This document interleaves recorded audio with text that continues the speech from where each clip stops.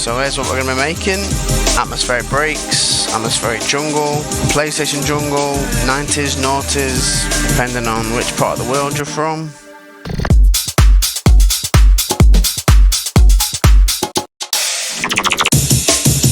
Okay, so I'm just working off the backbone of that previous video that I did, processing the raw aim and break and finding a pattern that I like. So I'm going to speed this section up.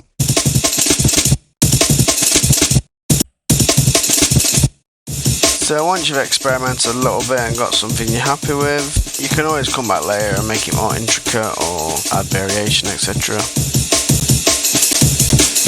So now I'm going to layer in a kick drum just to beef it up a little bit.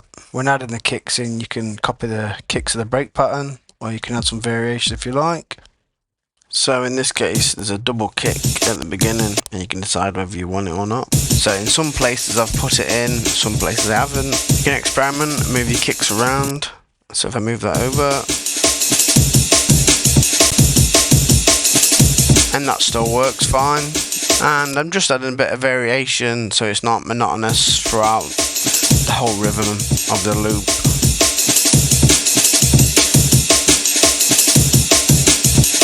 And then because I put those kick layers in there, I'm just going to go in and roll the low end off and remove some of that bottom end from the loop. And if you think that's a bit too thin, you can put a bit of a low end back in. And you just want that middle ground between clarity and keeping a little bit of body in there as well. So with the pads, we can do certain things with the chords to make them sound like the old 90s samples. So I'm just going to put in a basic F minor chord, 5th, 7th, and then 9th. So 9th, 7th, 5th, and so on. There you go. I'm just going to duplicate that. So it's the same chord. Now I want to keep the chord lock in place. So it's going to be another minor chord. I'm just going to move it down to the C minor, which is another minor chord that is in the same scale. You can see there the pad is just an Ableton instrument. If you type in tower pad, it'll come up. So bass, it can be as simple or as complex as you like. You can do sustained or short notes. So here I'm just opting for something simple at the start of the bar. The notes work with the chord. And I'm doing the same on both bars, keeping it simple. So you can add some variation on the second time round maybe. And it's just an old 808 sample that I'm using, but I'm going to get rid of that. So yeah, nice and simple. So let's get some pitch vocals to get that old flavour. So I've just got a splice sample there, and I've used a male time stretch vocal here, and it gives it that nice contrast between the high pitch and the low pitch, or the male and the female voice. And again, just a splice sample. I've just got a second channel that's short, choppy, but with loads of delay on. I've just pitched it down so it's in tune with the rest of the track. And that's just a repeat of the one above, but with loads of delay added to it. If we just play on back to make sure the vocals are in tune with the track.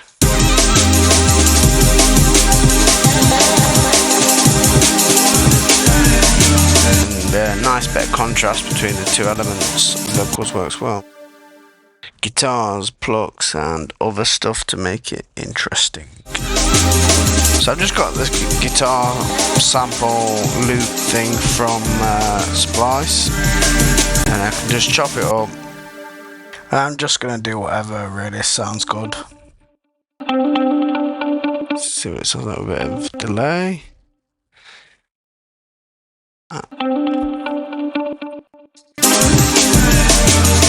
It's just subtle, but adds a little bit of flavour to it. I'm going to chop that up a little bit. I'm not even warping it, as you can see. See if I've got another pluck sound. Let's just throw a pluck in here.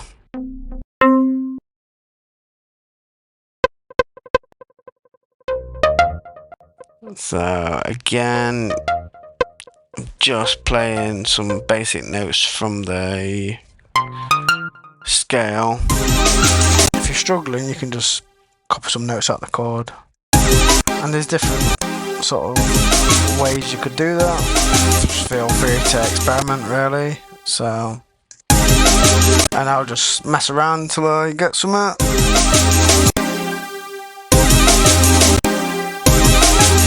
And maybe it's just a pluck sound that sounds wrong, so we can change that. Let's see what else we've got in here. Let's try that.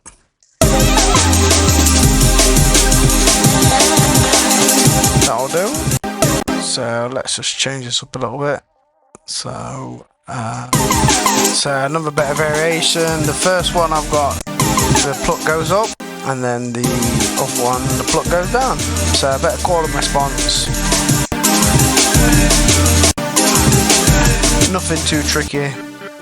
Maybe we can chuck another pluck in here and do something like that. Either it's going to accompany it or just be away from it. So I'll have this on the start of the bar on the second one.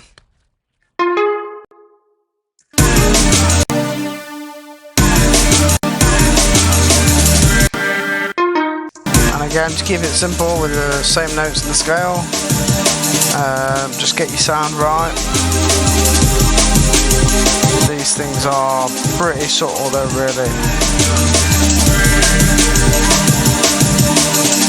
And then I'm just hearing a little gap in this space here, so I'm just going to see if I can put something in that space that fills it a little bit, but it's just subtle. It's just adding a bit of variation. It just seems a bit sparse in that area, so I'm going to probably warp this actually. And then stick it on the grid.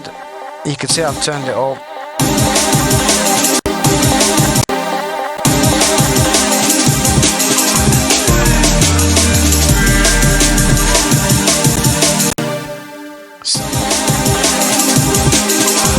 Yeah, that's basically it. That's, you know, the basics of the atmospheric jungle sound.